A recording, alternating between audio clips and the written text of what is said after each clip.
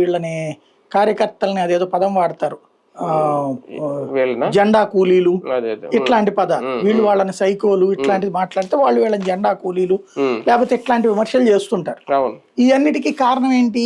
పవన్ కళ్యాణ్ నాకు ఆర్థిక వ్యవస్థ చేతొచ్చా, నాకు రాజకీయం చేతొచ్చా, నాకు 10 మంది డబ్బులు పెట్టే వాళ్ళు ఉన్నారా, అవును. లేకపోతే నేను ముఖ్యమంత్రి ఎట్ అవుతాను మీరు అరిచినంత మాత్రాన, ఇట్లాంటి మాటలు మాట్లాడడంతో పాటు అంతవరకు అయినా బానే ఉంటది. అవును. చంద్రబాబు నాయుడు గారు అంత విజనరీ ఇంకెవరూ లేరు.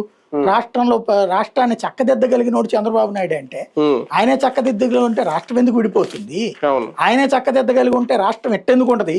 ఆయన సుదీర్ఘకాలం పాటు ముఖ్యమంత్రిగా చేసినోడే కదా. అవును. మరి ఇవాళ ఆంధ్ర అడుక్కు తింటున్నాము అంటే అది జగన్ వచ్చాక జరిగిందా? అదే కదా. అంతకుముందు నుంచి జరిగింది దాంట్లోనే కదా జగన్ అయినా సరే. అవును. కానీ అట్లాగా ఈయన ఏంటంటే అతి విధేయంగా ఉన్నాడు చంద్రబాబు పట్ల.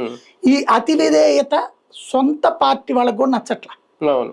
నువ్వు ఉండు కూటమిలో భాగస్వామిగా, అతి విధేయత అక్కర్లేదు. ఏదో జగన్ ప్రభుత్వంలో డిప్యూటీ సీఎంలు కూడా అంతగా పొగళ్ళ జగన్ అంతే. అవును. జగన్ ప్రభుత్వంలో 10 మంది డిప్యూటీ సీఎంలు ఉన్నారు. 5గురు కాదు, 10 మంది డిప్యూటీ సీఎంల్లో ఒక్కళ్ళు కూడా ఈ స్థాయిలో బాంచందర కాల్ముక్తాన్లా ఒక రకంగా ఎక్కడున్నారో ఎవరికి తెలియదు, సైలెంట్ గా ఉన్నారు. అట్లాంటిది ఈయన పదే పదే అసలు బాబు గారు విజనరీ నాయకత్వంలో అనే పదం ఈయనే వాడుతా ఉంటే, సాధారణంగా సుదీర్ఘకాలం